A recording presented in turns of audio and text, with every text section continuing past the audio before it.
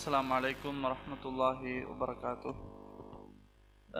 இன்று ஒரு சில கருத்துக்களை இன்ஷா அல்லாஹ் உங்களோடு நான் பகிர்ந்து கொள்ளலாம் என ஆசைப்படுகிறேன்.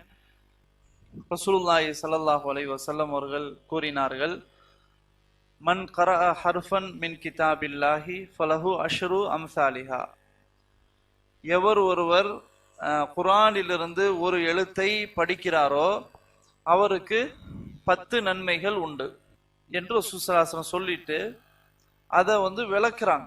ஒலா அகூலு அலிஃப் லாம் மீம் ஹர்ஃபுன், அலிஃப் லாம் மீம் என்பதை நான் ஒரு எழுத்து என்று சொல்ல மாட்டேன்.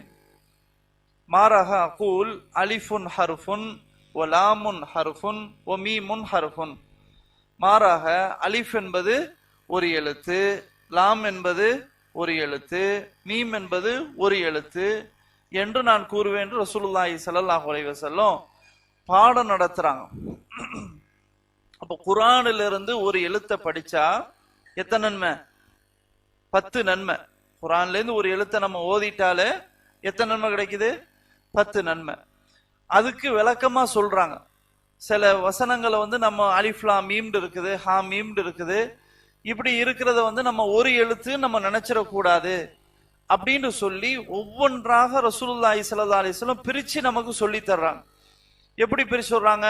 அலிஃப் லாம் மீம், இதை நான் இந்த அலிஃப் லாம் மீம் என்பதை ஒரு எழுத்துன்னு சொல்ல மாட்டேன். அது அலிஃப் லாம் ஒரு எழுத்து கிடையாது.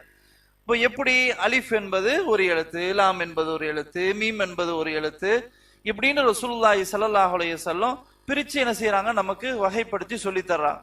ஆக அலிஃப் லாம் மீம் நம்ம சொல்லிட்டா எத்தனை நன்மை நமக்கு கிடைக்குது? 30 நன்மை நமக்கு கிடைக்குது. சரியா? 30 நன்மை நமக்கு கிடைக்குது.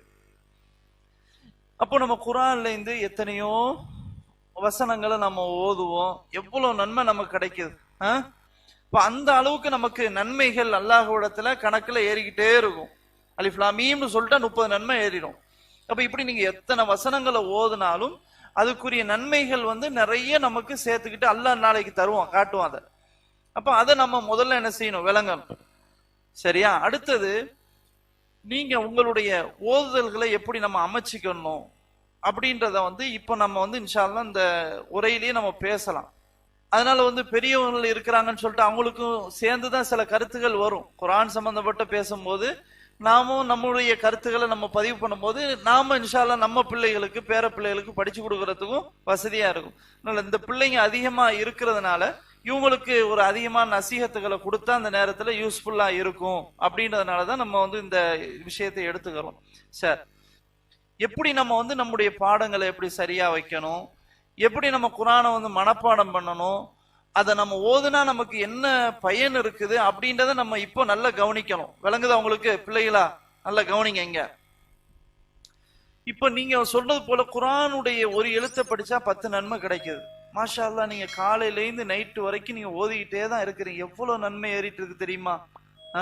அல்லாஹ்ட்ட எவ்வளவு நன்மைகள் உங்களுக்கு கிடைக்குது. அதான் சொன்ன, உங்களை போல வேற யாரும் நன்மைகளை சம்பாதிக்க முடியாது. அந்த அளவுக்கு நீங்க நிறைய நன்மைகளை சம்பாதிக்கிறீங்க. அப்போ குர்ஆன் ஓதுறது அது ஒரு தனி ஒரு பரக்கத் இருக்குது. குர்ஆன் ஓதுவது என்பது அது ஒரு நூறு, அது ஒரு ஒளி. உங்களுடைய கல்பை சுத்தப்படுத்தும், உங்களுடைய எண்ணங்களை சுத்தப்படுத்தும். உங்கள் மூலமாக குடும்பம் அவங்க நல்லா இருப்பாங்க. இப்படி அந்த குர்ஆனுக்கு அவ்வளவு பெரிய ஒரு பவர், சக்தி என்ன செய்யுது இருக்குது அப்படின்றத நீங்க நல்லா விளங்கணும். சரி, அடுத்தது, நீங்க எப்படி நீங்க குர்ஆனை மனப்பாடம் பண்றது, எப்படி நல்ல மனப்பாடம் பண்ணதை நல்லா ஸ்ட்ராங்கா வைக்கிறது அப்படின்றத இந்த நேரத்தில் நம்ம சொன்னா நல்லா இருக்கும். முதல்ல மனன சக்தி அதிகமா இருக்கிறது உடைய நேரம் ஒண்ணு மக்ரிபுடைய நேரம். மக்ரிப் தொழுறோம்ல இந்த டைம், இப்ப மக்ரிப் தொழுதுட்டு உட்கார்ந்து இருக்கிறோம் இந்த நேரம். அடுத்தது ஃபஜ்ர் தொழுகைக்கு முன்னாடி, தஹஜ்ஜுடைய நேரத்துல இருந்து ஃபஜ்ருக்கு முன்னாடி தஹஜ்ஜுடைய அந்த நேரம் இருக்கா இல்லையா, கடைசி நேரம், ஃபஜ்ருக்கு முன்னாடி உள்ள இரவுனுடைய கடைசி பகுதி, இந்த நேரம் இது நல்ல மனன சக்தியை என்ன செய்யும்? அதிகப்படுத்தும். நல்ல மெமரி பவர் அதிகமாகும். ஈஸியா நீங்க மனப்பாடம் பண்ணிடலாம். அதனால தான் நிறைய மதரசாக்கள்ல என்ன சிஸ்டம் வச்சிருப்பாங்கன்னு சொன்னா, ஹாஸ்டல் வசதியோட இருக்கிற மதரசாக்கள்ல தஹஜ்ஜத்துக்கே எழுப்பி விட்டுருவாங்க. ஃபஜ்ருக்கு எழுப்ப மாட்டாங்க. ஃபஜ்ருக்கு 1 மணி நேரம் முன்னாடியே எழுப்பி விட்டுருவாங்க. எழுப்பி விட்டுட்டு முகத்தெல்லாம் கழுவிட்டு கொண்டுட்டு ஒது செஞ்சுட்டு தஹஜ்ஜத் தொழுதுட்டு நேரா பாடஹாலில் போய் உட்கார்ந்துருவாங்க. உட்கார்ந்தா நல்ல மனப்பாடம் பண்ணுவாங்க. ஃபஜ்ர் வரைக்கும் பாங்கு சொல்ற வரைக்கும் உட்கார்ந்து மனப்பாடம் பண்ணுவாங்க. மனப்பாடம் பண்ணும்போது நல்ல மெமரி பவர் என்ன செய்யும், அதிகமாகும். ஈஸியா ஒரு பக்கம் நம்ம பாடம் கொடுக்கணும், புதுப்பாடம் கொடுக்கணும்னு நினைச்சா நம்ம இப்படி இந்த மாதிரி ஆரம்பிச்சேன்னு வைங்களேன், தஹஜ்ஜத்துலயே எலும்பி மனப்பாடம் பண்றோம் சொன்னா ஒரு பக்கம் இல்ல 4 பக்கம் வேணாலும் கொடுக்கலாம். அவ்வளவு ஈஸியா என்ன செஞ்ச மனப்பாடம் வந்துடும்.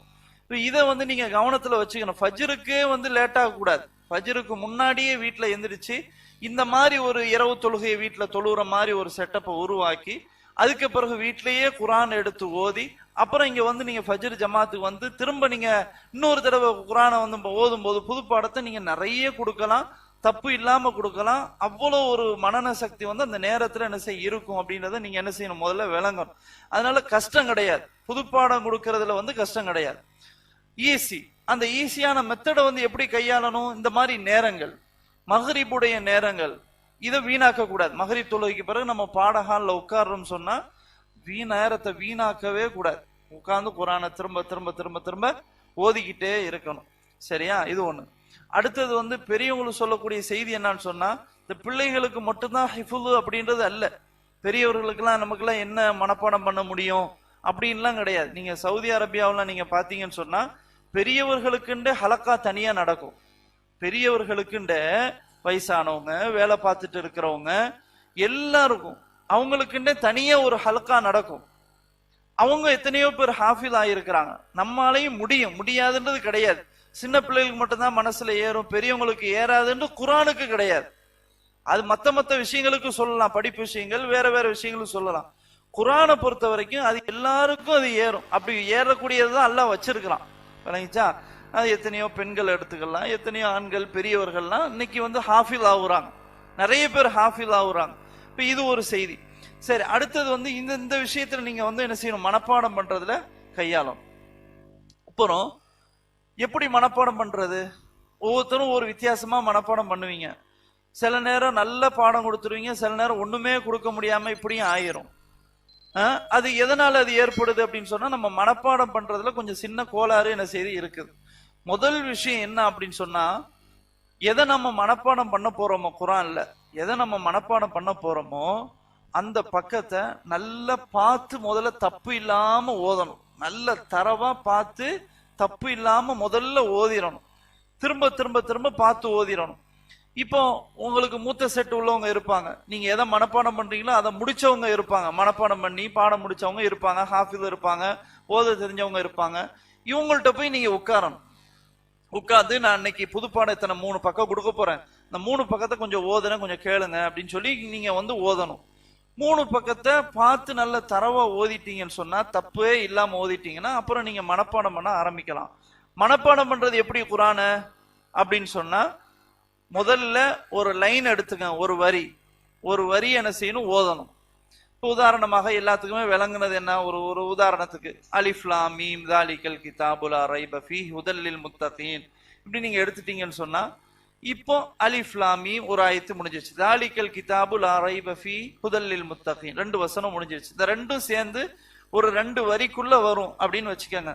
இந்த 2 வரியை நீங்க திரும்ப திரும்ப திரும்ப திரும்ப திரும்ப ஓதிக்கிட்டே இருக்கணும். எவ்வளவு முடியுமோ ஓதணும். ஒரு தடவை பார்த்து பார்க்காம இப்படியே நீங்க திரும்ப திரும்ப திரும்ப ஓதி அதுக்கு பிறகு அந்த மண்டையில செட் ஆயிரும். திரும்ப அடுத்த லைனுக்கு போகணும். அடுத்த ஒன்னு அல்லது 2 லைனு, நமக்கு சக்தி எவ்வளவு இருக்கோ அவ்வளோ, அடுத்த 2 லைனை எடுத்து திரும்ப திரும்ப திரும்ப ஓதணும். ஓதி அது மனப்பாடம் ஆயிருமா, மேல உள்ளதை திரும்ப எடுக்கணும். மறுபடி அலிஃப் லாம் மீம் தாலிகல் கிதாபு லா ரைப ஃபீஹி ஹுதல் லில் முத்தகீன் அல்லதீன யுமினூன பில் கைபி வயகீமூன ஸலாஹ் வ மிம்மா ரஸக்னாஹும் யுன்ஃபிகூன் இப்படி நீங்க ஓதிட்டு மொத்தமா 4 இது உங்களுக்கு செட் ஆயிடுச்சு. இந்த 4ஐயும் நீங்க திரும்ப திரும்ப திரும்ப ஓதிக்கிட்டே இருக்கணும். அடுத்தது போயிடக்கூடாது. இந்த 4 வரியும் நீங்க திரும்ப திரும்ப மனப்பாடம் பண்ணிட்டே இருந்து அது தரவானதுக்கு பிறகு அடுத்த லைனை தொடணும். இதை தொட்டதுக்கு பிறகு இது உங்களுக்கு சரியான பிறகு மறுபடியும் மேல திரும்ப ஃபர்ஸ்ட் லைன் அலிஃப் லாம் மீம்ல இருந்து ஸ்டார்ட் பண்ணும். இப்படி நீங்க இந்த அடிப்படையில நீங்க ஃபாலோ பண்ண ஆரம்பிச்சிட்டீங்கன்னா உங்களுக்கு நல்ல மனசுல பதிஞ்சிரும். கண்டிப்பா அது பதிஞ்சிரும். அடுத்தது இன்னொரு வகை இருக்குது. எப்படின்னு சொன்னா, நீங்க எதை புதுப்பாடம் கொடுக்க போறீங்களோ, எதை நீங்க மனப்பாடம் பண்ணணும்னு நினைக்கிறீங்களோ குரான்ல, அந்த சூரா அந்த பக்கத்துல காரிகள் ஓதி இருப்பாங்களா இல்லையா, காரிகள், நிறைய காரிகள் குர்ராக்கள் இருக்கிறாங்கல்ல, ஓதி இருப்பாங்கல்ல, அப்துல் ரஹ்மான் சுதைஸ், ஷுரைம், இப்படி எத்தனையோ இப்போ புது காரிகள்லாம் வந்திருக்கிறாங்க. யூடியூபை தட்டினா வந்துருது. அது நம்ம ஆல்ரெடி நம்ம வந்து என்ன செஞ்சிடலாம், மொபைல்ல அல்லது இதுல போட்டு நம்ம வந்து குரானை ஃபுல்லா இறக்கி வச்சிட்டோம் சொன்னா, எதை நம்ம மனப்பாடம் பண்ண போறோமோ அதை நம்ம முன்கூட்டியே அதை நம்ம என்ன செஞ்சணும், அதை திரும்ப திரும்ப திரும்ப அவங்க ஓதுறத காதை கொடுத்து கேட்கணும், மறுபடி கேட்கணும். கேட்டு என்ன செய்யணும், நாமும் குரானை திறந்து வச்சு அவங்க ஓதும் போது நாமும் சேர்ந்து ஓதிக்கிட்டு இருக்கணும் அவங்களோட. அப்ப நமக்கு தப்பே வராது. அவங்களும் ஓதிட்டு இருக்க காதை கொடுத்து கேட்கணும், நம்மளும் கண்ணை கொண்டு குரானை பார்க்கிறோம். பார்க்கும்போது தப்பே வர்றதுக்கு சான்ஸே கிடையாது. இந்த மாதிரி ஒரு மெத்தட் என்ன செய்யலாம், பெரியவங்க ஃபாலோ பண்ணலாம். அப்போ ஒரு காரி ஓதுறதை கேட்டுக்கிட்டு குரானையும் திறந்து பார்த்துக்கிட்டு இப்படி நம்ம வந்து நல்ல திரும்ப திரும்ப திரும்ப ஓதும் போது அது ஒரு வகையான செஞ்சிடும், மனப்பாடம் ஆயிடும். திரும்ப அதை மூடி வச்சு நம்ம சொன்னபடி மனப்பாடம் பண்ணிட்டோம் சொன்னா அது இன்ஷா அல்லாஹ் என்ன செஞ்சிடும், ஈஸியா மனப்பாடம் சீக்கிரத்துல முடிச்சிடலாம். சவுதி அரேபியாவெல்லாம் ஒரு பையன் ஹாஃபில் ஆகுவதற்கு அதிகபட்சமா வந்து 1.5 வருஷம் அல்லது 2 வருஷம் தான். என்ன காரணம் நினைக்கிறீங்க? இப்ப நமக்கு இங்க 3 வருஷம் ஆகுது, அதிகபட்சமா 4 வருஷம் ஆகுது. ஒரு பையனுக்கு வந்து சரியான மனன சக்தி இல்லைன்னு சொன்னா அல்லது வேறு விதமான சேட்டை அவன்கிட்ட இருக்குன்னு சொன்னா 5 வருஷம் ஆகும், 6 வருஷமும் ஆகும். ஆனா அங்க மட்டும் ஏன் 1.5 வருஷத்துல எப்படி முடிக்கிறாங்க, 2 வருஷத்துல எப்படி முடிக்கிறாங்க? ஏன்னு கேட்டா அவங்கள்ட்ட வந்து அந்த இருக்கிற அந்த அந்த மெத்தட் இருக்குல்ல, நம்ம ஓதக்கூடிய முறை இருக்கு பாத்தீங்களா, அது கரெக்டா இருக்கு. சரி, அது மட்டும் இல்லாம நம்ம நாட்டுல வந்து ஃபுல் டைம், நம்ம மசாலா அதே மாதிரிதான். அங்க அப்படியும் கிடையாது, ஃபுல் டைமும் இல்ல. காலையில ஃபஜ்ருக்கு வந்துருவாங்க, லொஹருக்கு தொழுதுட்டு போயிருவாங்க, அவ்வளவுதான் முடிஞ்ச விஷயம். இன்னும் அவங்க வீட்டுல வச்சு சில விஷயங்களை ஃபாலோ பண்ணணும், அதுக்கு ஒரு ரூட்டை போட்டு கொடுத்துருவாங்க, இவ்வளவுதான். என்னன்னு சொன்னா அந்த மெத்தட் அடிப்படையில், அந்த முறை அடிப்படையில் நம்ம வந்து கரெக்டா நம்ம ஃபாலோ பண்ணோம் சொன்னா ஈஸியா நம்ம என்ன செஞ்சிடலாம், மனப்பாடம் பண்ணிடலாம். அப்ப இது உங்களுக்கு விளங்கிச்சா, புதுப்பாடம் மனப்பாடம் பண்ற விதம் விளங்கிச்சா? அதனால இன்ஷா அல்லாஹ் நான் இது வரைக்கும் ஒரு பக்கம் கொடுத்தேன், அரை பக்கம் கொடுத்துட்டு இருந்தேன். இன்ஷா அல்லாஹ் இனி நான் வந்து என்ன செய்வேன், ஒரு பக்கத்தை 2 பக்கமா மாத்துவேன், 3 பக்கமா மாத்துவேன் அப்படின்னு சொல்லி நம்ம வந்து என்ன செய்யணும், முயற்சி பண்ணணும். சரியா? அடுத்தது இப்ப நம்ம ஏற்கனவே மனப்பாடம் பண்ணி வச்சிருந்தோம் அந்த பாடம், அதுக்கு பிறகு புது பாடம். இப்ப எல்லா பாடம், பழைய பாடம் இருக்குது, முந்தைய பாடத்துக்கு சபக் பாடம்னு சொல்லுவாங்க. அதாவது இன்னைக்கு நம்ம புது பாடம் கொடுத்தா புது பாடம், நாளைக்கு இன்னொரு புது பாடம் கொடுப்போம். இன்னைக்கு கொடுத்த பாடம் இருக்குல்ல, அதாவது நேத்து கொடுத்த பாடம், அதுக்கு பேரு சபக் பாடம்னு சொல்லுவாங்க. ஹிஃபுல் மசாக்கல்ல இப்படி முந்தைய பாடம் அப்படின்னு சொல்றது சபக் பாடம் அப்படின்னு சொல்லுவாங்க. இப்ப இதெல்லாம் எப்படி தக்க வைக்கிறது?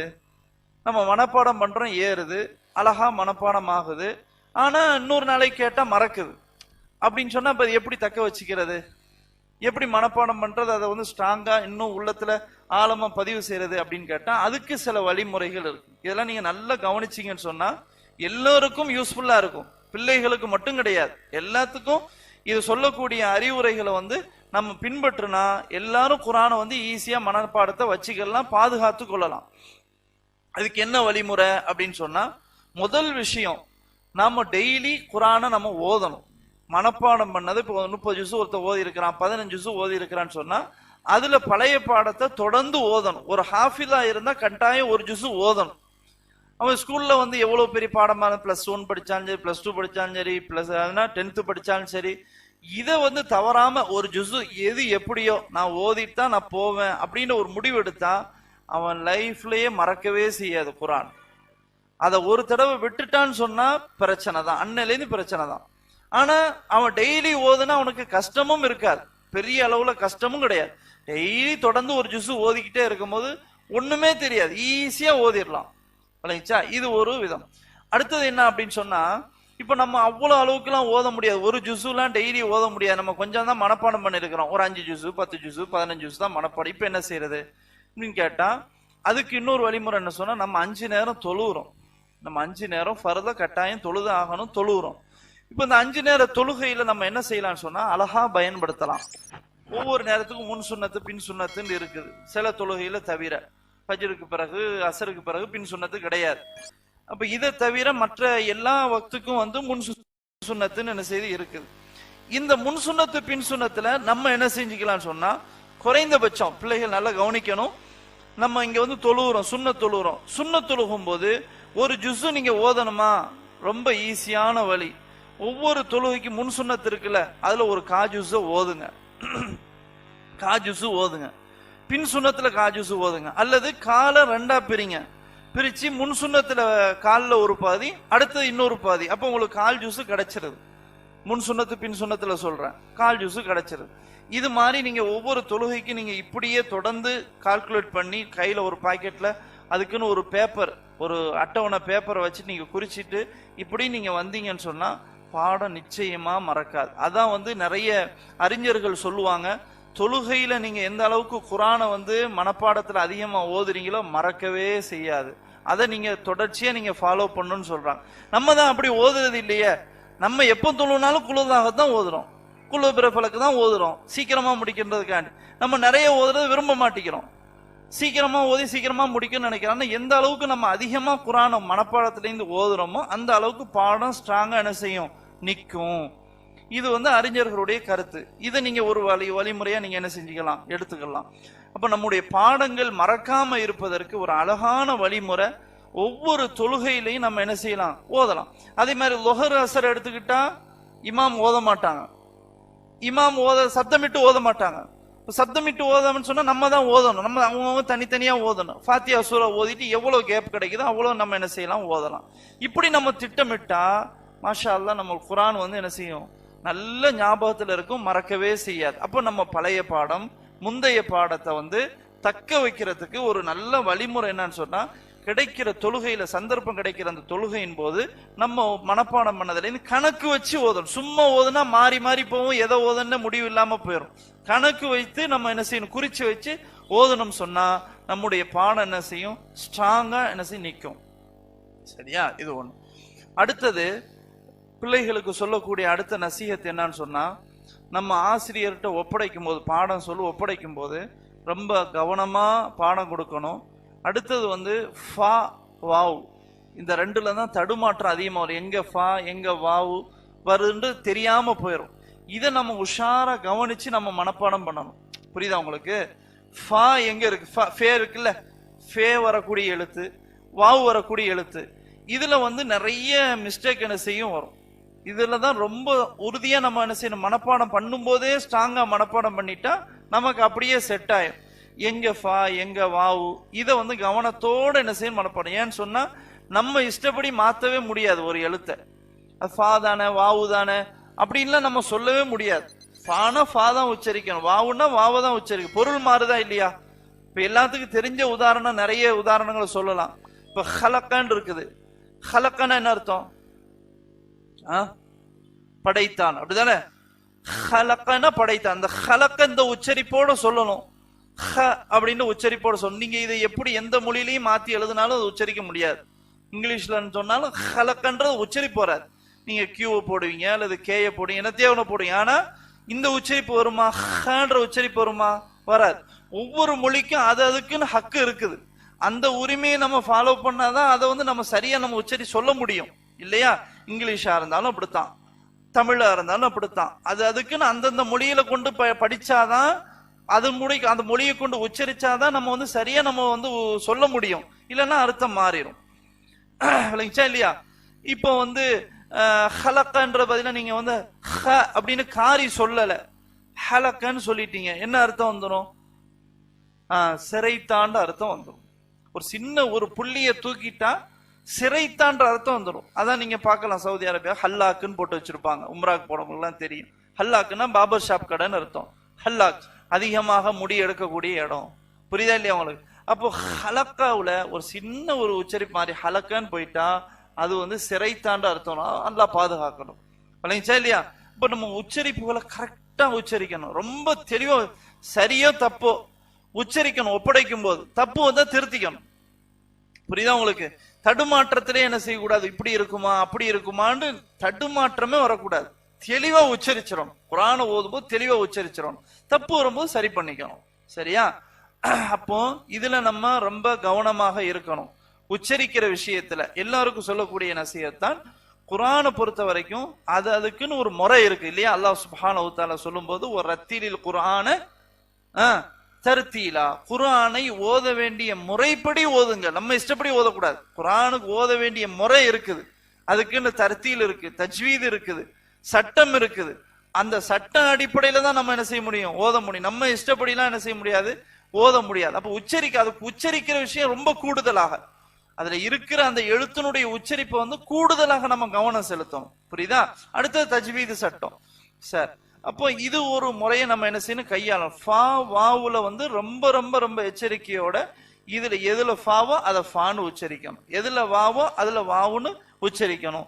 இதுதான் நம்ம வந்து ஏன்னா அல்லாஹ்வுடைய கலாம், நம்ம இஷ்டப்படி என்ன செய்ய முடியாது, மாற்ற முடியாது. சரி, இது ஒரு பக்கம். அடுத்தது பிள்ளைகளுக்கு சொல்லக்கூடிய விஷயம் என்னன்னு சொன்னா, ஆசிரியர்கள் திருத்தி தருவாங்க. நீங்க தப்பா ஓதுறீங்கன்னு சொன்னா இந்த இடத்துல பிழை அப்படின்னு சொன்னா ஒரு கோடு போடுவாங்க, அதை அண்டர்லைன் பண்ணுவாங்க, பண்ணிட்டு இதை திருத்திட்டு வாங்கன்னு சொல்லுவாங்க. நீங்க என்ன பண்ணிடக்கூடாதுன்னா அதை விட்டுட்டு அடுத்த பாடத்துக்கு போயிடக்கூடாது. நம்ம எந்த பாடத்தை கொடுத்தோமோ அதுல எதை திருத்தினாங்களோ அதை சரி கட்டணும். முதல்ல சரி பண்ணாதான் அது நமக்கு சரியா சொல்ல முடியும். இல்லாம நீங்க அதை பார்த்துட்டு பார்க்காத மாதிரி இருந்துட்டீங்க, அடுத்த பாடம் போயிட்டீங்கன்னா அதை மறக்கவே செய்யாது. மறுபடியும் கொடுத்தாலும் அதே தப்பு தான் வரும். விளங்குதான் உங்களுக்கு? இப்ப திருத்தி கொடுக்கறதுல எது நமக்கு இருக்குதோ அதை நம்ம சரி பண்ணணும். சரி பண்ணோம் சொன்னா இன்ஷா அல்லாஹ் அந்த தப்பு என்ன செய்யாது, மறக்கவே செய்யாது. நமக்கு அந்த ஞாபகம் இந்த இடத்துல நம்ம தப்பு பண்ணிருக்கிறோம் அப்படின்னு ஓதும் போதே உங்களுக்கு என்ன செய்யும், தெரியும். விளங்கிச்சா உங்களுக்கு? இப்ப இது ஒரு முறை. இப்ப ஏன்னு சொன்னா, குர்ஆனை பொறுத்த வரைக்கும் ரசூல் ஸல்லல்லாஹு அலைஹி வஸல்லம் சொன்னது போல ஒரு எழுத்து படிச்சா 10 நன்மை இல்லையா? நம்ம சொன்ன ஆரம்பத்துல சொன்ன அந்த ஹதீஸ், ஒரு எழுத்து படித்தால் 10 நன்மை இருக்குது. இப்ப இந்த 10 நன்மை எப்போ வரும்? அதனுடைய அடிப்படையில படிக்கும் போதுதான் வரும். அந்த சட்டத்தை பேணி படிக்கும் போதுதான் என்ன செய்யும், அந்த நன்மை நமக்கு கிடைக்கும். இப்ப இதுல வந்து இன்ஷா அல்லாஹ் நம்ம உஷாராக என்ன செய்யணும், இருக்கணும். அடுத்தது என்னன்னு சொன்னா, பிள்ளைங்களுக்கு மிக மிக முக்கியமான விஷயம், நமக்கு ஓதக்கூடிய நிலையில இருக்கிறோம். இந்த நிலையில இருக்கும்போது எவ்வளவு சீக்கிரமா நமக்கு முடிக்க முடியும் அதை வந்து நம்ம வந்து முதல்ல முடிவு பண்ணணும். நம்ம எப்படி இருக்கிறோம், நம்மோட வந்தவங்க எப்படி இருக்கிறாங்க, நம்மோட சேர்ந்து ஓதுறவங்க எத்தனை ஜுஸு முடிச்சிருக்கிறாங்க, இதெல்லாம் நீங்க கால்குலேஷன் பண்ணி போட்டி போடணும். உங்களுக்கு மத்தியில போட்டி இருக்கணும். இத்தனை ஜுஸு அவன் முடிச்சானா நான் இன்ஷால்லா நான் கூட முடிப்பேன். இது தப்பே கிடையாது. நல்ல விஷயத்துல போட்டி போடுறது மார்க்கத்துல தப்பே கிடையாது. நன்மையான காரியங்கள்ல போட்டி போடத்தான் அல்லாஹ்வும் சொல்றான். ரசூலுல்லாஹி ஸல்லல்லாஹு அலைஹி வஸல்லம் அப்படித்தான் நமக்கு வழிகாட்டுறாங்க. குர்ஆன்ல பாத்தீங்கன்னா சாபிகு வருது. சாபிகு அப்படின்னா போட்டி போடுங்கள், வசாரிஉ விரையுங்கள், ஒருவருக்கொருவர் விரையுங்கள் அப்படின்னு அல்லாஹ் சுப்ஹானஹு வ தஆலா சொல்றான்.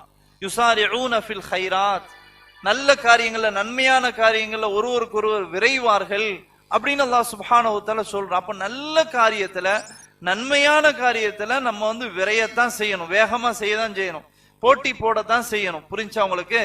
அப்ப இதுல நம்ம என்ன செய்யணும், போட்டி போடணும்.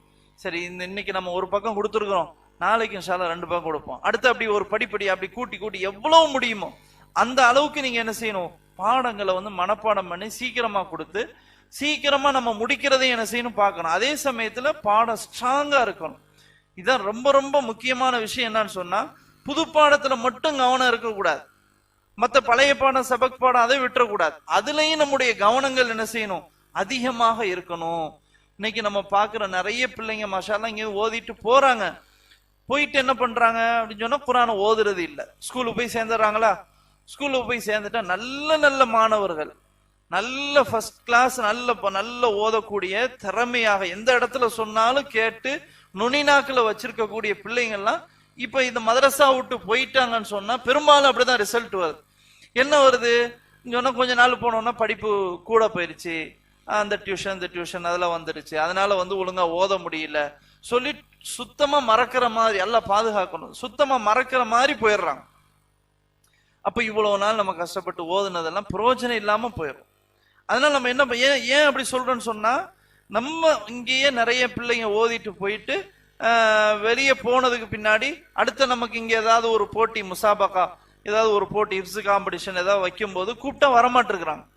அவன் நல்ல ஓதி ஃபர்ஸ்ட் பிரைஸ் வாங்கின ஆட்கள், செகண்ட் பிரைஸ் வாங்கின ஆட்கள் கூட கூப்பிட்டா வரமாட்டிருக்கிறாங்க. என்ன காரணம் சொன்னா, இல்ல அங்க வந்து லோடு ஜாஸ்தி ஆயிருச்சு, அதனால வந்து பாடம் இல்ல அப்படின்னு சொல்ற நிலைமை பாக்குறோம். அப்ப இன்னைக்கு வந்து நல்லா கவனிக்கணும், பிள்ளைலாம் வெறும் சர்டிபிகேட்டுக்காக வேண்டி மட்டும் நம்ம ஓதக்கூடாது. புரிஞ்சா?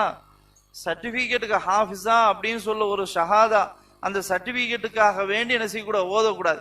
ரெண்டாவது, பெற்றோர்கள் மேலே ஒரு சின்ன மிஸ்டேக் இருக்கு. என்ன மிஸ்டேக் சொன்னா, பிள்ளைங்க சீக்கிரமா முடிக்கணும், பேப்பர் வந்தா போதும் அப்படின்னு மட்டும் நினைக்கிறவங்க நிறைய பேர் இருக்கதான் செய்யறாங்க, இல்லைன்னு சொல்ல முடியாது. சீக்கிரமா முடிக்கட்டும் சீக்கிரமா முடிக்கட்டும் அப்படின்னு சொல்றவங்களும் நிறைய பெற்றோர் இருக்கதான் செய்யறாங்க. வெறும் பட்டத்தை வாங்கி என்ன பிரயோஜனம் இருக்குது? விளங்கிச்சா இல்லையா? ஹாஃபிதுன்னு பட்டம் பேப்பர் மட்டும் போதாது, உள்ளத்துல கல்புல அங்க என்ன செய்யணும், ஸ்ட்ராங்கா பதிவு செஞ்சிருக்கணும். அங்கதான் தெளிவா என்ன செய்யணும் இருக்கணும். இப்ப இது முதல்ல கவனத்துல வைக்கணும். அப்ப என்னன்னு சொன்னா, நீங்க வெளியே போனது பிறகு மறந்துடக்கூடாது. பாடங்களை தொடர்ச்சியாக ஓதிக்கிட்டே என்ன செய்யணும் இருக்கணும். ஆக இத்தனை விஷயங்களை நீங்க தொடர்ந்து நீங்க பின்பற்றினீங்கன்னு சொன்னா இன்ஷா அல்லாஹ் உங்களுடைய பாடம் மறக்காது. சீக்கிரமா நீங்க ஹிஃபுல் முடிச்சிடலாம். அதே மாதிரி நாம் சொல்லக்கூடிய விஷயம், அந்த தஹஜ்ஜத்துடைய நேரம் சொன்னோமா இல்லையா, அதை விட்டுறாதீங்க. தஹஜ்ஜத்துடைய நேரத்துல எழும்பி டெய்லி அதை ஒரு எந்திரிச்சு நீங்க ஓத ஆரம்பிச்சிட்டீங்கன்னு சொன்னா மாஷா அல்லாஹ் மறக்கவே செய்யாது. இது பெரியவர்களும் ஃபாலோ பண்ணலாம். நம்ம சுபுவுக்கு முன்னாடி எழும்பி நம்மளும் ஒரு ஹாஃபிலான்னு ஏன் வைக்க கூடாது? அந்த நியத்தை ஏன் வைக்க கூடாது? சின்ன பிள்ளைங்க மட்டும் தான் முடியுமா? பெரியவங்க முடியாதா? நிச்சயமா முடியும், நிச்சயமா முடியும். அல்லாஹ் எல்லாத்துக்கும் தான் குர்ஆனை லேசாக்கி இருக்கிறான். நீ மற்ற விஷயங்கள்ல சொல்லுங்க, அதுல கூட யோசிக்கலாம்.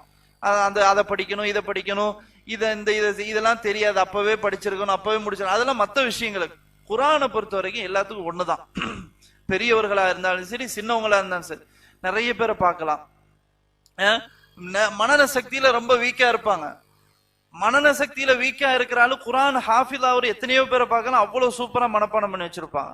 வேற விஷயத்துல ஒண்ணுமே தெரியாது. ஹாஃபி குர்ஆனை எங்க கேட்டாலும் நல்லா டான் அடிச்சு ஓத சொல்ல தெரியும். அப்ப அல்லாஹ் அப்படித்தான் வச்சிருக்கிறான். ஏன்னா அல்லாஹ் குர்ஆன்ல என்ன சொல்றான்? வலகத் யஸ்ஸர்னல் குர்ஆன லிذிக்ரி ஃபஹல் மின் முத்தக்கிர் சொல்றானா இல்லையா? எத்தனை இடத்துல சொல்றான் அல்லாஹ்? 4 தடவை அல்லாஹ் சொல்ல, ஒரு தடவை கிடையாது, 4 தடவை ஒரே சூராவுல, சூரத்துல் கமர்ல திரும்ப திரும்ப திரும்ப அல்லாஹ் சொல்றான். வலகத் யஸ்ஸர்னல் குர்ஆன், நிச்சயமாக நாம குர்ஆனை லேசாக்கி இருக்கிறோம். எஸ்ஸர்னல் குர்ஆன், எஸ்ஸர் குர்ஆன் சொல்லுவோமே பிள்ளைகளுக்கு கிதாப்ல வாங்கி கொடுப்போமே, என்ன அர்த்தம்? அது அல்லாஹ்வுடைய வசனம், வார்த்தை. அது புரியுதா இல்லையா? எஸ்ஸர்னல் குர்ஆன், அல்லாஹ் குர்ஆனை லேசாக்கி இருக்கிறான்னு அர்த்தம். அதான் அல்லாஹ் சொல்றான், வலகத் யஸ்ஸர்னல் குர்ஆன், நிச்சயமாக இந்த குர்ஆனை லேசாக்கி இருக்கிறோம். ஏன்? லிذிக்ரி, சிந்திப்பதற்காக. இதுலயே அறிஞர்கள் பல கருத்துக்களை சொல்றாங்க. மனனம் செய்வதற்காக என்ற கருத்தும் இருக்குன்னு சொல்றாங்க. படித்து உணர்வதற்காக, அல்லாஹ்வை நினைவு கூறுவதற்காக. அப்ப இவ்வளவும் அதுல அடங்கி இருக்குது. இப்ப குர்ஆனை அல்லாஹ் ஏன் லேசாக்கி இருக்கிறான்? ஓதுறதுக்கு, மனப்பாடம் பண்றதுக்கு, சிந்திக்கிறது, எல்லாத்துக்கும் தான் அல்லாஹ் லேசாக்கி இருக்கிறான். ஃபஹல் மின் முத்தக்கிர், யாராவது சிந்திக்கிறவங்க உண்டா அப்படின்னு அல்லாஹ் சுப்ஹானஹு வ தஆலா கேள்வியா கேட்கிறான். அப்போ 4 தடவை அல்லாஹ் திரும்ப திரும்ப கேட்கிறான்னு சொன்னா அதுல சும்மா கேட்க மாட்டான். இது எல்லாம் சின்ன பிள்ளை மட்டும்தான், இது பெரியவங்களுக்கு எல்லாம் நான் லேசாக்கல. ஏன்னா பெரியவர்கள் மனப்பாடம் செய்ய முடியாது அப்படின்லாம் சொல்லல. சஹாபாக்களை எடுத்துட்டீங்கன்னு சொன்னா, பெரிய பெரிய சஹாபாக்கள் அவங்க மனப்பாடம் பண்ணவங்க பெரியவங்களா தான் இருந்தாங்க. சிறுவர்களும் இருந்தாங்க, பெரியவர்களும் மனப்பாடம் பண்ணாங்க. நான் அதான் சொன்னேன், நம்ம ஊரை சுத்தி, நம்ம நாட்டை சுத்தி மட்டும் பார்க்காதீங்க, பல இடங்களை சுத்தி பாருங்க. பெரியவர்களுக்குன்னு ஹலக்கா இருக்குது, பெரியவர்களுக்குன்னு இந்த மாதிரி குர்ஆன் வகுப்பு அறை இருக்குது. அவங்களும் மனப்பாடம் பண்ணிட்டு தான் இருக்கிறாங்க. நிறைய ஹாஃபிஸ்கள் உருவாகிட்டு தான் இருக்கிறாங்க. பெரிய பெரிய பெண்களும் ஹாஃபிஸ் ஆகிட்டு தான் இருக்கிறாங்க. ஏன்னா பெரியவர்களும் ஓதக்கூடிய ஒரு அமைப்பும் இருக்கதான் செய்யுது. கல்யாணம் முடிச்சுட்டு ஓதுற மாதிரியான, ஹிஃபுல் முடிக்கிறோமா அப்படி அந்த மாதிரி இருக்கதான் செய்யறாங்க. அதனால குர்ஆனை பொறுத்த வரைக்கும் நம்ம என்ன செய்ய, நம்மளா சொல்றோம் அது சின்ன பிள்ளைகளுக்கு தான், நம்ம அப்பவே ஓதி இருக்கணும், அப்பவே வாப்பா மதரசால சேர்த்திருக்கணும், அது சேர்க்கறது எவ்வளவு முயற்சி பண்ணாங்க, நான் தான் வீணாக்கிட்டேன். இதோட நம்ம இப்படி பேசிக்கிட்டே நிப்பாட்டக்கூடாது. இது அது கிடையாது. எப்ப வேணாலும் ஓதலாம். ஹாஃபிஸ்கள் எப்ப வேணாலும் என்ன செய்யலாம், உருவாகலாம். அதனாலதான் குர்ஆன்ல அல்லாஹ் சுப்ஹானஹு வ தஆலா என்ன செய்யறான், இப்படி சொல்றான். இல்லைங்களா? இப்ப குர்ஆனை பொறுத்த வரைக்கும் அல்லாஹ் லேசா இறக்கி இருக்கிறான், ரொம்ப லேசா இறக்கி இருக்கிறான், ரொம்ப ரொம்ப லேசா இறக்கிறான். இன்னைக்கு புதுசா இஸ்லாத்துக்கு வந்தவங்க எல்லாம் மனப்பாடம் பண்றாங்க. விளங்கிச்சா? வெளிநாட்டுல புதுசா இஸ்லாத்துக்கு வந்தவங்க ஹாஃபிலா, எத்தனையோ பேர் ஹாஃபில்களை நான் பார்த்திருக்கிறேன். அதெல்லாம் எப்படி முடிஞ்சுச்சு? புதுசா நேத்து இஸ்லாத்துக்கு வந்தவங்களுக்கு கூட குர்ஆனை மனப்பாடம் பண்ணி ஹாஃபில் ஆகுறதுக்கு எப்படி முடியும்? நம்மளால ஏன் முடியாதுன்னு எப்படி சொல்ல முடியும்? இப்ப இதெல்லாம் நம்ம என்ன செய்யணும், கவனத்துல வச்சுக்கணும். இப்ப குர்ஆனை பொறுத்த வரைக்கும் அதை நம்ம சாதாரணமா நினைக்க கூடாது. அதுக்குன்னு ஒரு தனி பவர் இருக்கு, தனி சக்தி இருக்குது. பழகிச்சா? குர்ஆனை ஓத ஓத ஓத நமக்கு நிறைய நன்மைகள் அல்லாஹ் சுப்ஹானஹு வ தஆலா பெரும் மலையளவுக்கு அல்லாஹ் உயர்த்தி வச்சிருப்பான். ஏன்னா ஒரு சாதாரண விஷயம், ஒரு எழுத்துக்கு 10 நன்மைன்னு சொன்னா நம்ம எவ்வளவு வார்த்தைகள் ஓதிக்கிட்டே இருந்தா எவ்வளவு நன்மை நமக்கு கிடைக்கும். பேசுறதை விட, வீணா பேசுறதை விட ஓதிக்கிட்டே இருக்கும்போது, எங்க வெளியே போனாலும் ஓதுதல், என்ன பிரயாணத்துல ஓதுதல், வீட்டுல உட்காரும் போது ஓதுதல், இதையே நம்ம ஒரு வழக்கமாக்கிக்கிட்டோம் சொன்னா எவ்வளவு நன்மைகள் நமக்கு தெரியுமா? சும்மா கதை பேசி நேரங்களை வீணடிச்சு அடுத்தவர்களை பற்றி புறம் பேசி இதெல்லாம் ஒரு பிரயோஜனம் இல்லை, தீமை தான் வரும். அதனால நம்ம என்ன செய்ய, ஓதுறதுக்கு மாத்திருவோம். நம்முடைய இதை ரமதானுக்கு மட்டும்தான் ஓதுறதுன்னு ஒதுக்கி வச்சுட்டு அதோட பெருநாவோட மூடி வச்சிடக்கூடாது. எப்பொழுதும் குரான் என்ன செய்யும், ஓதிக்கிட்டே தான் என்ன செய்யணும் இருக்கணும். இதுல வந்து இன்ஷா அல்லாஹ் நம்ம கவனம் எடுக்கணும். அதே மாதிரி பிள்ளைகளுக்கு சொல்லக்கூடிய அடுத்த ஒரு விஷயம் என்னன்னு சொன்னா, நம்ம வந்து குரானை வந்து சுமப்பதற்காக வந்திருக்கணும். குரானை சுமக்கிற அல்லாஹ்வுடைய கலாம், இது வந்து யாருடைய வார்த்தையும் கிடையாது, நம்ம படைத்த ரப்புல் ஆலமீனுடைய பேச்சு இல்லையா? எல்லாம் முழுக்க முழுக்க யாருடைய பேச்சு? அல்லாஹ்வுடைய பேச்சு. அல்லாஹ்வுடைய பேச்சை நம்ம கல்புல சுமக்கிறோம் சொன்னா அதுக்கு நம்ம கொடுத்து வச்சிருக்கணும். பெரிய பாக்கியம். எத்தனையோ பேருக்கு வந்து அந்த பாக்கியம் கிடைக்காமலே இருக்குது. நமக்கு அல்லாஹ் அந்த ஒரு சந்தர்ப்பத்தை தந்திருக்கிறான், ஒரு வாய்ப்பை தந்திருக்கிறான், ஹாஃபில் ஆகக்கூடிய ஒரு வாய்ப்பை தந்திருக்கிறான். இன்ஷா அல்லாஹ் அல்லாஹ் நாடுனா நீங்க ஃபியூச்சர்ல நல்ல பெரிய படிச்ச பட்டதாரியா மாறி அது மாதிரி ஆலிமாகவும் உருவாக்கிட்டீங்கன்னு சொன்னா, இது மாதிரி நீங்க பயான் பண்ணும் போது, மார்க்க சொற்பொழிவு நிகழ்த்தும் போது நீங்க வந்து குரான் வசனம் உங்களுக்கு ஈஸியா என்ன செஞ்சிடும், வந்துடும். ரொம்ப ரொம்ப ஈஸியா வந்து கஷ்டமே பட தேவையில்லை. இப்ப நிறைய ஆலிம்கள் வந்து பேசுறாங்க, பேச்சாளர்ல இருக்க குரான் வசனத்தை எழுதுறதுக்கு அதை சொல்றதுக்கு எவ்வளவு கஷ்டப்படுறாங்க தெரியுமா? அவ்வளவு கஷ்டம் வரும். ஆனா நீங்க ஹாஃபில் ஆவி ஆலிமும் ஆகி நல்ல பெரிய ஒரு படித்த பட்டதான் மாறிட்டீங்கன்னு சொன்னா ஃபியூச்சர்ல இன்ஷா அல்லாஹ் நீங்க வந்து மார்க்கத்தை எடுத்து சொல்லும் போது அல்லாவே உங்களுடைய கல்புல அந்த வசனத்தை போடுவான். நம்ம சில நேரங்கள்ல அதை பார்க்கிறோம், பேசணும்னு நினைக்கும் போது இந்த வசனத்தை இதை போடுன்னு அல்லாஹ் மெசேஜை போட்டுக்கிட்டே இருப்பான். அப்படி அல்லாஹ் சுப்ஹானஹு வ தஆலா குர்ஆனை மனனம் செஞ்சவங்களுக்கு அப்படி ஒரு பாக்கியத்தை அல்லாஹ் கொடுத்துருக்கிறான். இதையும் நம்ம நீங்க வந்து என்ன செய்யணும், கவனத்தை வைக்கணும். விளங்கிச்சா? சரி, அடுத்தது என்னன்னு சொன்னா, ரொம்ப முக்கியமான செய்தி எல்லாருக்கும். பிள்ளைங்களை வந்து ஹாஃபில் ஆகிட்டோம், அடுத்தது நம்ம என்ன பண்ணணும்? ஆலிம்களாக உருவாக்குறதுல நம்ம வந்து அதுல ஒரு திட்டமிடுதல் இல்லாமலே இருக்குது. சில நேரங்களில் திட்டமிட்டாலும் அதை அப்படியே ஓரங்கட்டி கொஞ்சம் அது இதுன்னு வந்து அதோட முடிஞ்சிருது அதோட. அதனால வந்து என்ன சொல்ல வரேன்னு சொன்னா, பிள்ளைகளை வந்து ஆலிமாக்குவதற்கு நம்ம என்ன செய்யணும், முயற்சி செய்யணும். நம்ம ஊர்ல பாத்தீங்கன்னா ரொம்ப ரொம்ப ஆலிம்கள் எடுத்துக்கிட்டா விரல விட்டு என்ற அளவுக்கு தான் இருக்குது. அதுல நம்ம யாருமே தயாராகல. என்ன நினைக்கிறோம் அப்படின்னு சொன்னா, ஆலிமாவி என்ன செய்ய, ஆலிமாவி என்ன செய்ய, முதல் கேள்வி அதான். ஆலிமாவி என்ன செய்ய பள்ளிவாசல போய் ஹத்தீபா இருக்கணும் அல்லது இமாமா இருக்கணும் அல்லது வேற ஏதாவது இப்படிதான் நினைக்கிறோம். ஏன் இப்படி நினைக்கிறீங்க? ஏன் இப்படி நினைக்கணும்? ஆலிமாவுறது வந்து இதான் நோக்கம் இதானா? ஆலிமா இருந்து ஒரு டாக்டரா இருக்க கூடாதா? ஏன் நீங்க அந்த மாதிரி திங்க் பண்ண மாட்டிருக்கீங்க? ஒரு பையன் மகன் ஆலிமாவும் இருக்கிறான், அதே மாதிரி வந்து அவன் வந்து பெரிய பட்டதாரியாவும் இருக்கிறான், டாக்டரா இருக்கிறான் அல்லது இன்ஜினியரா இருக்கிறான் அல்லது ஏதாவும் இருக்கிறான். ஏன் நம்ம அந்த மாதிரி சிந்திக்க மாட்டேங்கிறோம்? ஊர்ல வந்து பெரிய பிரச்சனை இதுதான் நம்ம ஊர்ல. அதனால சொல்லக்கூடிய செய்தி என்னன்னு சொன்னா, பிள்ளைங்களை வந்து ஆலிமாக்குவதற்கு முயற்சி பண்ணுங்க. இன்னைக்கு பாருங்க மாஷா அல்லாஹ் எல்லா ஊர்களையும் ஆலிம்கள் நிறைஞ்சு இருக்கிறாங்க.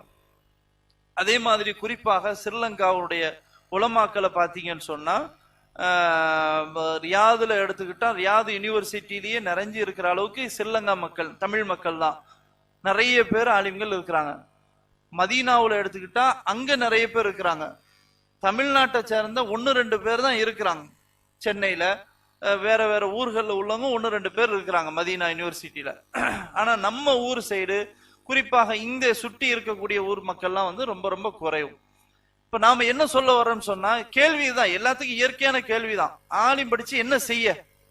ஆலிம் படிச்சா வேணா பயான் பண்ணணும், ஏன்னா நிக்காகு அது இது இந்த மாதிரி நிக்கா பயான் இந்த பயானு பள்ளிவாசல இருக்கணும், இப்படி மட்டும் தான் நம்ம நினைக்கிறோம். அப்படி நினைக்காதீங்க. அதுவும் செய்யட்டும், அதையும் செய்யட்டும், செய்யறது தப்பு கிடையாது. ஹத்தீபா இருந்து ஜும்மா பயான் பண்றது, மக்களுக்கு நல்ல உபதேசம் சொல்றதுல என்ன பிரச்சனை இருக்குது? அது செய்யட்டும். சம்பாதிக்கிறது அதுக்கு தனி வழி, அது வேற ட்ராக், அதை விட்டுருங்க. அதை ஒரு ஆலிமா இருந்து அவன் வந்து ஒரு கம்பெனி நடத்த முடியாதா என்ன? ஒரு ஆலிமா இருந்து அவன் வந்து ஒரு ஹாஸ்பிட்டல்ல ஒரு டாக்டரா உட்கார கூடாதா என்ன? அது வேற, சம்பாதிக்கிற ட்ராக் வேற. அவனுடைய இதை வந்து நீங்க இதை ரெண்டா பிரிச்சிடணும். நம்ம பழைய மாதிரியே இருக்கக்கூடாது. ஆதி காலத்துலதான் ஒரு பையனை ஹாஃபில் ஆகிறதும் ஆலிமா ஆகிறதுக்கும் வந்து என்ன பண்ணுவாங்கன்னா, அவன் இமாமா இருக்கட்டும் ஆலிம்சாவா இருக்கட்டும் இப்படி நினைப்பாங்க. இப்போ அந்த மாதிரிலாம் கிடையாது. நீங்க ஸ்ரீலங்காவுடைய உலமாக்கள் எடுத்துட்டீங்கன்னு சொன்னா மாஷா அல்லாஹ் அப்படி ஒரு பெரிய படிச்ச பட்டதாரிகளா உருவாகுறாங்க. பிளஸ் வந்து நல்ல ஆலிமா, திறமையான ஆலிமா உருவாகுறாங்க. உருவாகி நீங்க அரபு நாட்டுகள்லயே எத்தனையோ இடங்கள்ல மேனேஜரா இருக்கிறாங்க, டிரான்ஸ்லேட்டரா இருக்கிறாங்க. ஏன் அப்படியே இருக்கக்கூடாது? டிரான்ஸ்லேட்டரா ஒரு கம்பெனில ஒர்க் பண்றாங்க, அவங்களுக்கு தேவையா படிச்ச இல்மையும் பயன்படுத்துறாங்க, நாலு பேருக்கு நல்ல உபதேசம் பண்றாங்க. இப்படியும் இருக்கிறான். ஏன் இந்த மாதிரி என் பிள்ளை இருக்கக்கூடாதுன்னு ஏன் அப்படி நம்ம நினைக்கிறது இல்ல? ஆலிமா உருவாறது மட்டுமே அப்படி நம்ம என்ன செய்யறோம், அது மாதிரி நம்ம நினைக்கிறோம். அதனால பிள்ளைகள் வந்து மாஷா அல்லா ஹாஃபில் ஆகணும்னு நல்ல நியத்து வச்சுட்டீங்க, அதோட பிளஸ் ஆலிமாகணும் நியத்து வைங்க. அப்படி நம்ம நியத்து வச்சுட்டோம் சொன்னா மாஷா அல்லா நிறைய ஆலிம்கள் உருவாகிடுவாங்க. அப்போ உருவாகும் போது நமக்கு வந்து மாஷா அல்லா பிரச்சாரர்கள் அதிகமா கிடைச்சிரும். இப்போ இல்லாட்டாலும் ஃபியூச்சர்ல தேவைதானே, ஒரு 10-20 வருஷத்துக்கு பிறகு நம்ம ஊருக்குன்னு ஆலிமா இருக்கணுமா வேண்டாமா, இருக்கதான் செய்யணும். அப்போ வந்து போயிருப்பாங்க, அதிகமா ஆயிட்டாங்கன்னா பிரச்சனையே இல்லை, மாறி மாறி மாறி அழகா பிரச்சாரங்களை அமைச்சுக்கலாம். அமைக்கும் போது நிறைய சப்போர்ட் கிடைக்கும். இப்படி இருக்கும்போது நல்ல ஒரு வசதி வாய்ப்பு கிடைக்கும். அதனால வந்து முதல் விஷயம் வந்து என் மகனை ஆலிமாக்கணும்ன்ற முடிவுக்கு வாங்க. அதுக்கு ஒரு உங்களுக்கு வந்து அல்லாஹ் சுப்ஹானஹு வ தஆலா பெரிய ஹைரை வச்சிருப்பான், நன்மையை வச்சிருப்பான். அதோட சேர்த்து துன்யாவை நம்ம மறக்கவே கூடாது. துன்யாவை நம்ம மறக்கவே கூடாது. வலா தன்ச நசீபக்க மின துன்யா, அல்லாவே சொல்ற. நம்ம என்ன சொல்றது, அல்லாஹ் நம்ம சொல்லித்தரான், உன் துன்யாவில் உன் பங்கை மறக்காதுன்னு சொல்றான். அதை நம்ம குடும்பத்தை பாதுகாக்கிற, மனைவியை பாதுகாக்கிற அது ஒரு கடமை நமக்கு இருக்குது. அதுக்கு என்ன வழிமுறையோ அதை என்ன செய்யலாம், பண்ணிக்கிட்டே இருக்கலாம். அதுல எந்த பிரச்சனையும் கிடையாது. புரிஞ்சா? ஒரு ஹாஃபிதாவி ஆலிமாவி அவன் ஒரு பெரிய வியாபாரியா இருக்கிறதுல எந்த மார்க்கம் தடையே செய்யற, அதுல தப்பே கிடையாது. எல்லா நபிமார்களும் வியாபாரம் தான் செஞ்சாங்க. எந்த அல்லாஹ்வால் அனுப்பப்பட்ட இறை தூதர்களை வியாபாரம் பண்ணி இருக்கிறாங்கன்னு இருக்கும்போது நம்ம நினைக்கிற மாதிரி ஆலிம் படிச்சுட்டு இப்படிதான் உட்காரணும்ன்றது அல்ல. விளங்கிச்சா உங்களுக்கு?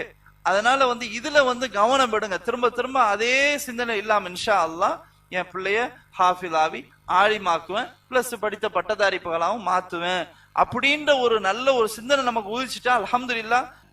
அதனால வந்து வெறுமனே ஹாஃபிதா மட்டும் ஆகணும்ன்ற நியத்தோட இல்லாம அந்த ஹாஃபிஸ் ஆகி ஏதோ குர்ஆன் அவன் மனசை கல்புல வச்சுக்கணும், அதுக்குரிய விளக்கத்தையும் அவன் படிக்கணும், அதை எடுத்து மக்களுக்கு சொல்லணும், முஸ்லீம் அல்லாத மக்களுக்கு எடுத்து சொல்லணும், முஸ்லீம்களுக்கு எடுத்து சொல்லணும். அவன் பிரச்சாரம் ஊரு முட்டியில உலகம் முழுக்க போகணும், இங்கிலீஷ்ல பேசி பிரச்சாரம் பண்ணணும், உருதுல பேசி பிரச்சாரம் பண்ணணும், பெரிய அளவுல வந்து மார்க்க பணியை சிறப்பாற்றணும்.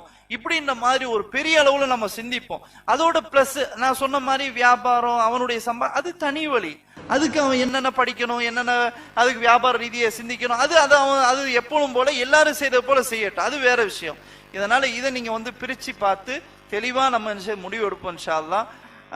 எனவே இந்த மாதிரி நம்முடைய பிள்ளைகளை வந்து ஒரு நல்ல ஒரு சாலிகான பிள்ளைகளா நம்ம உருவாக்கணும். அதுதான் நம்ம சேர்த்து வச்சு விட்டுட்டு போற சொத்துலயே பெரிய சொத்து. அதுதான் நீங்க கோடி கணக்குல சொத்தோ இடமோ போடுறது ஒரு பெரிய விஷயம் கிடையாது. விளங்கிச்சா? நாம மௌத்தாகும் போது என் பிள்ளை சாலியான பிள்ளைய நான் உருவாக்கிட்டு போயிட்டேன், அவ்வளவுதான். அந்த துவா உங்களுக்கு கிடைக்கும். அவன்கிட்ட துவா உங்களுக்கு நம்ம மௌத்தாவி குழிக்குள்ள இருந்தாலும் அவன் கேட்கிற யா அல்லாஹ் என் வாப்பா செஞ்ச தப்ப மன்னிச்சிரு யா அல்லாஹ் அப்படின்னு சொன்னா அல்லாஹ் மன்னிப்பான். அந்த துவாக்கு அவ்வளவு வெயிட் இருக்கு. அப்ப எப்படி அது எப்போ வெயிட் வரும்? நம்ம துவா கேட்கிற மாதிரி பிள்ளையாக உருவாக்கிட்டு மௌத்தா போனாதான் இந்த துவா நமக்கு கிடைக்கும். இல்ல நம்ம சாலியான பிள்ளை துவா உருவாக்கவே இல்லைன்னா அவன் துவா கேட்கவே மாட்டான். அதனால இந்த விஷயத்துல கவனமாயிருங்க. குர்ஆனை பொறுத்தவரை பிள்ளைகளா, அதனால வந்து குர்ஆனை ஓதுறதுல சீக்கிரமா ஹாஃபில் ஆகணும், நல்ல பாடத்தை ஸ்ட்ராங் ஆக்கணும், ஒரு தப்பு வராம நான் பாடம் பார்க்கணும், இப்படின்ற மாதிரி என்ன செய்யணும், நல்ல நல்ல அதை அழகா ராகத்தோட ஓதணும், காரிகளுடைய நிறைய கிராத்துகளை கேட்கணும். இப்படின்ற மாதிரி நீங்க வந்து உருவாகி ஒருவருக்கு ஒருவர் போட்டி போட்டு இன்ஷா அல்லாஹ் கூவத்து பாடம் அப்படின்னு சொல்லுவாங்களா இல்லையா, அந்த மாதிரி உருவாகணும். எப்ப எதை கேட்டாலும் சொல்ல தெரியணும், முத்தஷாபியாத்துக்களை சொல்ல தெரியணும். அந்த மாதிரி நீங்க எல்லாம் நிறைய பாப்பீங்க சார், டிவியில சில இதுகள்லாம் பாப்பீங்க. ஒரு ஆயத்து ஒரு பையன்கிட்ட கேள்வி கேட்டா பக்கம் வரைக்கும் சொல்ல தெரியும், பக்கத்துல எத்தனாவது வரியில இந்த வசனம் வரும் அது சொல்ல தெரியுது. ஒரு ஆயத்தினுடைய மாக்கபுல் மேலாயத்து கேட்டா சொல்ல தெரியும். இப்படி எல்லாம் நிறைய பிள்ளைகள் வந்து இன்னைக்கு பெர்ஃபார்ம் பண்ணிட்டு இருக்கிறாங்க. அதெல்லாம் நீங்க பாக்கணும். இன்னும் சொல்ல போனா கண்ணே தெரியல ஹாஃபில் ஆகுறாங்க. எப்படிங்க? இப்ப பெரியவங்களுக்கு சேர்த்தான் சொல்றாங்க, கண்ணே தெரியல எப்படி ஹாஃபில் ஆகுறாங்க? நம்ம சொல்ற மாதிரி இது அப்படி இல்லை இப்படி இல்லைன்னு காரணங்களை சொல்ற மனப்பாடம் பண்ணது. கண்ணே தெரியல, சுத்தமா தெரியல, அப்பதான் ஹாஃபில் ஆகுறாங்க. எப்படி முடியும்? அதான் அல்லாஹ் சொல்ற எஸ்என்எல் குர்ஆன் சொன்னானா இல்லையா? அல்லாஹ் நான் குர்ஆனை லேசாக்கணும்னு சொல்றானே, அதுக்கு இதான் அர்த்தம். கண்ணு தெரியாதவனுக்கு நான் கொடுப்பேன், மனப்பாட சக்தியை கொடுப்பேன், ஓத வைப்பேன். சின்ன பையன் 4 வயசையும் ஹாஃபிலாக்க முடியும். அது அல்லாஹ்வால முடியும் தான் அல்லாஹ் அப்படி சொல்றான். சும்மா அல்லாஹ் சொல்லல. வலகத் யஸ்ஸர்னல் குர்ஆன், நிச்சயமாக குர்ஆன் நாம் லேசாக்கி இருக்கிறோம், கஷ்டமே கிடையாது அப்படின்னு அல்லாஹ் சொன்னா அது பொய்யாகாது. அதனால அதை கவனத்துல எடுத்துக்கங்க இன்ஷா அல்லாஹ். இந்த வழிமுறையை பேணுங்க. அல்லாஹ் சுப்ஹானஹு வ தஆலா குர்ஆனை அதிகம் அதிகம் ஓதக்கூடிய, நன்மைகளை சம்பாதிக்கக்கூடிய, குர்ஆனை அதிகமா மனப்பாடம் செய்யக்கூடிய ஒரு நிலையை அல்லாஹ் சுப்ஹானஹு வ தஆலா ஏற்படுத்துவான். ஏன்னு சொன்னா நாளைக்கு சொர்க்கத்துல நுழைஞ்சோன்னு அல்லாஹ் சுப்ஹானஹு வ தஆலா நம்மகிட்ட பார்த்து கேட்கிற கேள்வி இதுதான், அடியானே நீ மனப்பாடம் எவ்வளவு ஓதிருக்க, அதுல ஓதி காட்டு, எனக்கு நான் பார்க்கணும். அல்லாஹ் ரசிச்சு பார்ப்பான். இது அல்லாஹ் ஹாஃபிது மட்டும் சொல்ல, எல்லாருக்கும் நம்ம எவ்வளவு மனப்பாடம் பண்ணிருக்கோம் அதை நம்ம அல்லாஹ்வுக்கு முன்னாடி ஓதி காட்டுவோம். ஓதி காட்டும் போது அல்லாஹ் சுப்ஹானஹு வ தஆலா அப்படியே நம்ம உயர்த்திக்கிட்டே இருப்பான். நம்ம எங்க நமக்கு ஸ்டாப் ஆகுதோ, எவ்வளவு மனப்பாடம் பண்ணது நமக்கு நிக்குதோ, அந்த இடத்துல அல்லாஹ் சுப்ஹானஹு வ தஆலா நிப்பாட்டி விட்டு இதான் உன்னுடைய தரஜான்னு சொல்லுவான். அப்ப நம்ம தரஜா கூடணுமா குறையணுமா இதை நம்ம தான் சிந்திக்கணும். அதனால நம்ம எந்த அளவுக்கு மனப்பாடம் பண்ணி நல்ல முறையில நம்ம ஓத முடியுமோ அந்த அளவுக்கு ஓதணும். அதுக்குரிய முயற்சிகள் இன்ஷா அல்லாஹ் எடுக்கும். முதல்ல முயற்சி எடுப்போம். அல்லாஹ் சுப்ஹானஹு வ தஆலா அதுக்குரிய வழிகள் இன்ஷா அல்லாஹ் கண்டிப்பா திறந்து விடுவான். அல்லாஹ் ரப்புல் ஆலமீன் அப்படிப்பட்ட பக்குவத்தை நம் அனைவருக்கும் தந்தல் புரிவானாக என்று கூறி இத்தோடு இந்த உரையை நிறைவு செய்து கொள்கிறேன். வாஹிரு தாவானா அனில் ஹம்துலில்லாஹி ரப்பில் ஆலமீன். சுப்ஹானக்கல்லாஹும்ம வ பிஹம்திக அஷ்ஹது அல்லா இலாஹ இல்லா அன்த அஸ்தக்ஃபிருக வ அத்தூபு இலைக்.